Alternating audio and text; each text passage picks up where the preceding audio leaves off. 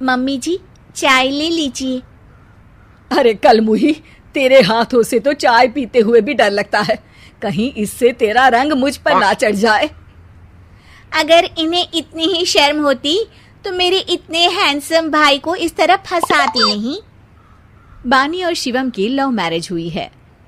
बानी के ससुराल में उसकी ननद और सास हैं, जिन्हें अपने गोरे रंग पर बहुत गुरूर होता है, जिस वजह से वो बानी को सिर्फ उसके सांवले रंग की वजह से नापसंद करती है और हमेशा उसे ताने सुनाती रहती हैं। बानी उनकी सभी जली कटी बातें सुनकर चुपचाप वहां से चली जाती है। तुम माँ और छोटी को कुछ बोलती क्यों नहीं?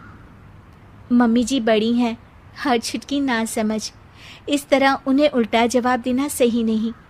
मेरी जिम्मेदारी उनकी सेवा करना है, जो मैं पूरे दिल से हमेशा करती रहूंगी। ऐसा बोलकर बानी रसोई में जाकर रात के खाने की तैयारी करने लगती है। रात को खाना खाते हुए बानी की सास उसे कहती है, कल मैंने अपनी फ्रेंड्स के साथ किटी पार्टी रखी है, समय से सारा खाना बना देना और अपना मनहूस चेहरा लेकर ज्यादा उनके सामने मत आना, समझी?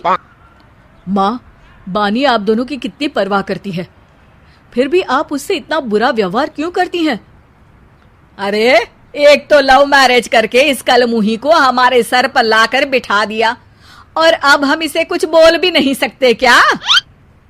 भैया तो इनकी तरफदारी करेंगे ही, आखिर इन्होंने पूरी तरह उन्हें अपने वश में जो किया है। जिसे जो करना है करे, बस कल मेरा सारा काम समय पर हो जाना चाहिए। इस पर सब खाना खाकर सोने चले जाते हैं और अगले दिन बानी जल्दी उठकर सास की किटी पार्टी के लिए तैयारियां शुरू कर देती है, जिस पर पार्टी शुरू होने के बाद सास की सहेलियां कहती हैं, अरे वाह री, तेरी बहू ने तो बड़े स्वादिष्ट समोसे बनाए हैं। हाँ भाई, रंग कैसा भी हो, खाना बनाने में बिल्कुल अन्नपूर्णा है। अरे इसकी भी क्या बात करनी, मेरी बेटी से मिलो, इसकी सुंदरता के आगे तो उर्वशी रंभा भी फेल है। उर्वशी रंभा को तो फेल कर देगी, पर क्या अन्नपूर्णा बन पाएगी? अरे इसे काम करने की क्या जरूरत, उसके लिए बानी है तो, और मैं तो इसकी शादी भी किसी नौकर चाकर वाले घर में ही करूंगी। बानी वापस रसोई में चली जाती है और किटी पार्टी चलती रहती है। उसी रात को बानी की सास गुस्से में चिल्लाते हुए अपने कमरे से बाहर निकल कर आती है। हाय रे, चोरी हो गई, मेरे पैसे, पक्का पक्का इस कलमुही की वजह से हुआ है ये सब।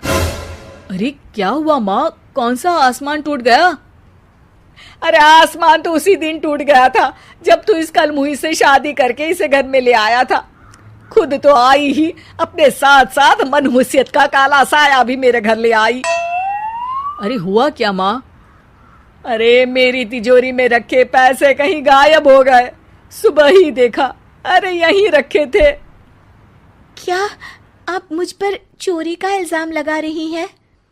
अरे काली बिल्ली पर भी क्या कोई मनहूसियत का इल्जाम लगाता है? ऐसा बोलकर बानी की सास वहां से चली जाती है, जिसके बाद शिवम और बानी बात करने लगते हैं। देखो, मम्मी की बात का बुरा मत मानना, वो बस परेशान है ना, इसलिए कुछ भी बोल गई।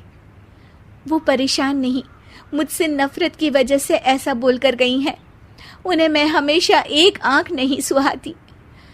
देखो बानी, अगर तुम चाहो तो हम दूसरा घर लेकर वहां शिफ्ट कर सकते हैं। आखिर तुमसे प्यार करके तुम्हें अपनी जिम्मेदारी पर इस घर में लेकर आया हूं, इस तरह टॉर्चर नहीं होने दे सकता।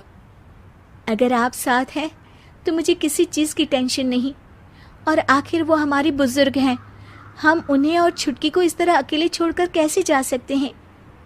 इसके बाद बानी भी अपने कमरे में चली जाती है और अब हर रोज उसकी सास की तिजोरी से पैसे गायब होने लगते हैं।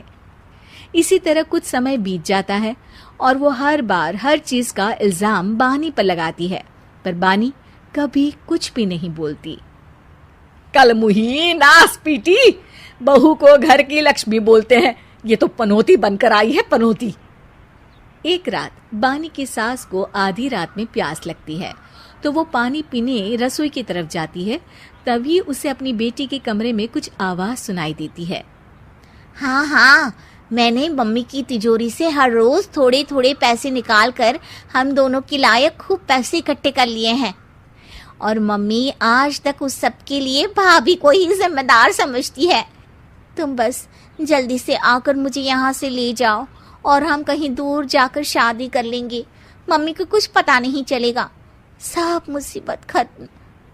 अपनी बेटी की ये सारी बातें सुनकर बानी की सास भौंचक्की रह जाती है और अपने कमरे में वापस चली जाती है। जब अगली सुबह बानी सास के कमरे में आती है, मम्मी जी, क्या बात है, आज आप कमरे से बाहर ही नहीं आई? आपकी तबीयत तो ठीक है ना? क्या छुटकी कमरे से बाहर आई या तुम उसके कमरे में गई? नहीं नहीं, क्यों, जाना है क्या? मैं अभी चली जाती हूँ। नहीं, कोई कहीं नहीं जाएगा।